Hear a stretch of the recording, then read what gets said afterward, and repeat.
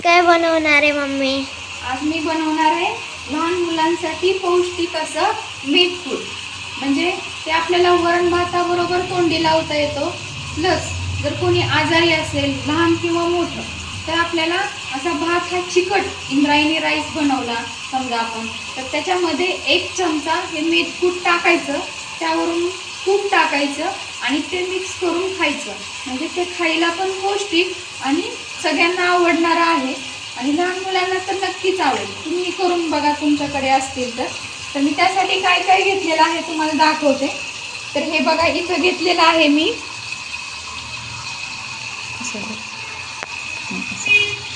इथं घेतलेली ही अर्धी वाटी हरभऱ्याची डाळ, ही छोटी वाटी आहे. नंतर हे अर्धी वाटी फुटाण्याची डाळ घेतलेली आहे आणि ही एकदम याच्यापेक्षा छोटी वाटी आहे. त्याच्यामध्ये मुगाची डाळ आणि उडदाची डाळ हे दोन्ही मिक्स करून घेतलेले आहेत. त्यानंतर इथं घेतलेले आहेत धणे, हे धणे 1 मोठा चमचा आहे.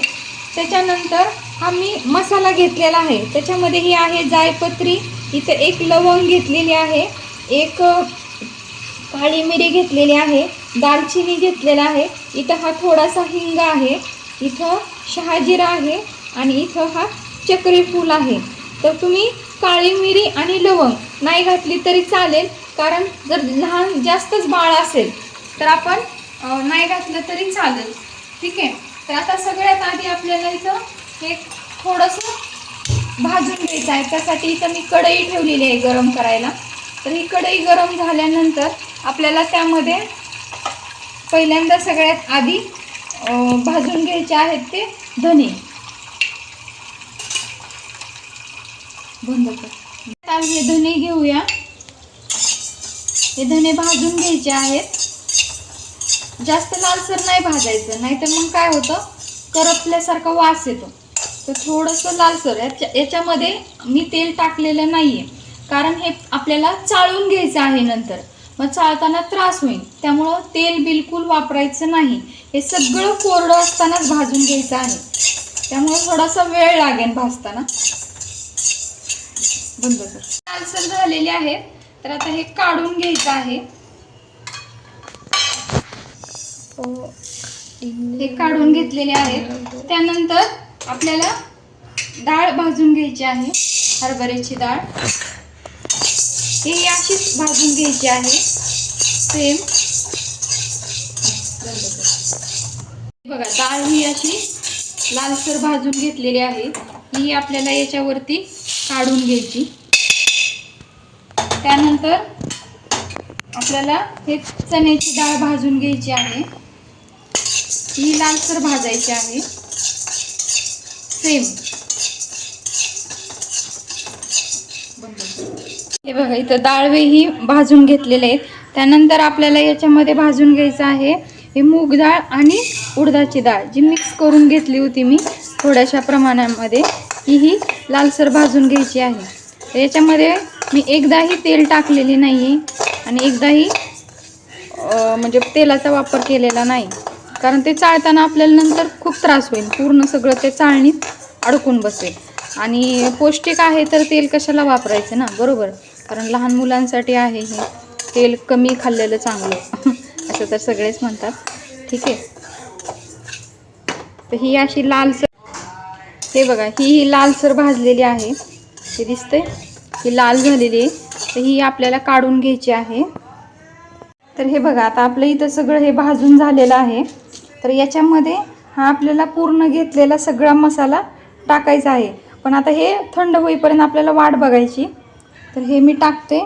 प्लस याच्यामध्ये आपल्याला टाकायचं आहे, बघा याच्यामध्ये आपल्याला टाकायची आहे थोडीशी हळद टाकायची आहे. हळकुंड टाकतात ॲक्च्युली, पण आहे ना माझ्याकडे आत्ता सध्या हळकुंड नाही आहे. आणि थोडीशी मिरची पावडर टाकायची आणि चवीनुसार मीठ टाकायचं आहे. आपल्याला आत्ताच टाकून ठेवायचं, म्हणजे जेव्हा आपण ग्राइंडरला ते बारीक करून घेणार आहे तेव्हा ते एकजीव होईल. वरून जर आपण टाकलं तर ते तेवढं मिक्स होणार नाही. त्यामुळे हे बघा, आणि याच्यामध्ये हे मीठ टाकून ठेवायचं. आता हे थंड झालं ना की आपण मिक्सरला ग्राइंड करून घेणार आहे. तोपर्यंत आपण ह्याची वाट बघूया.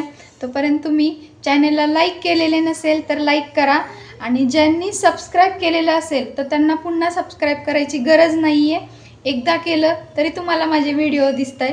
जर तुम्ही केलेलंच नसेल तर तिथं शेजारी घंटीचं बटन आहे, तर ते क्लिक करायला विसरू नका. चला, तर आणखीन थोडीशी रेसिपी राहिलेली आहे, ती आपण कंप्लीट करणार आहे, तर वेट करा. तर आता आपल्याला या जारमध्ये टाकून घ्यायचं आहे. पाठीमागं घे ना, जार दिसत आहे. हां, जारमध्ये टाकायचं आहे.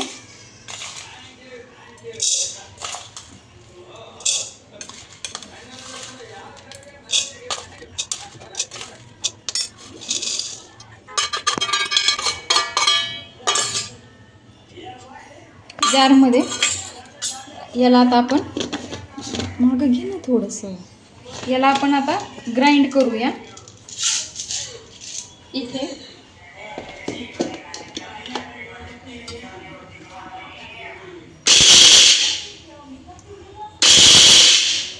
मिक्सर ग्राइंड करत असताना एकदाच पूर्ण चालू करायचा नाही, थोडा थोडा करायचा, म्हणजे ते मिक्स होईल आणि म्हणजे मोठे दाणे वरती नाही राहणार.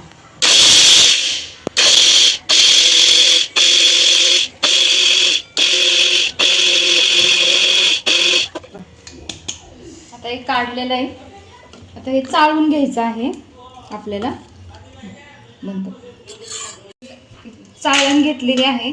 या चाळणीमध्ये आता आपण हे टाकू आणि चाळून घेऊ.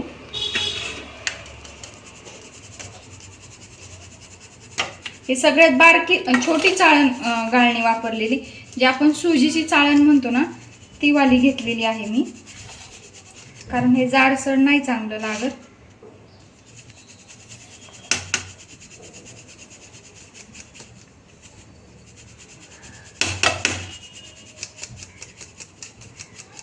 हे बघा, आता याच्यामध्ये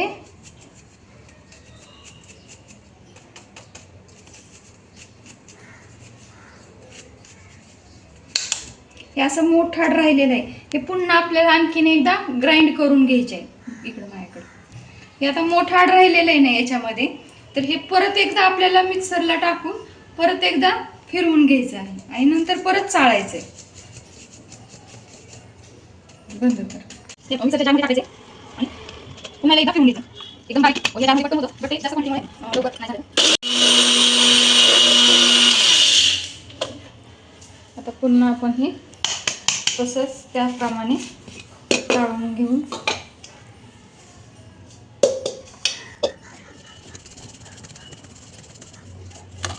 असं हे पूर्ण मी चाळून घेतलेलं आहे.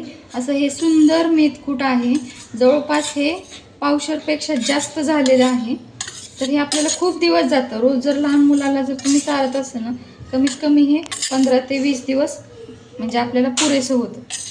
हे असं एवढं असं 1 चमचा पीठ, हे मेथकूट गरम गरम भातावरती टाकायचं आणि त्याच्यावरती तूप टाकून खायचं.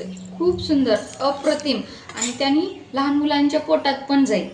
तर तुम्ही याच्यामध्ये लवंग आणि मिरी न टाकताही केलं तरी चालेल, कारण लहान मुलांना आपण म्हणजे गरम असतं ना ते खायला आणि तिखट लागेल, त्यामुळं त्याच्याऐवजी तुम्ही इलायची जरी वापरली तरी चालेल. तर हे बघा, छान आहे. व्हिडिओ कसा वाटला सांगा. चला मग नेक्स्ट व्हिडिओमध्ये भेटूया. तोपर्यंत बाय बाय.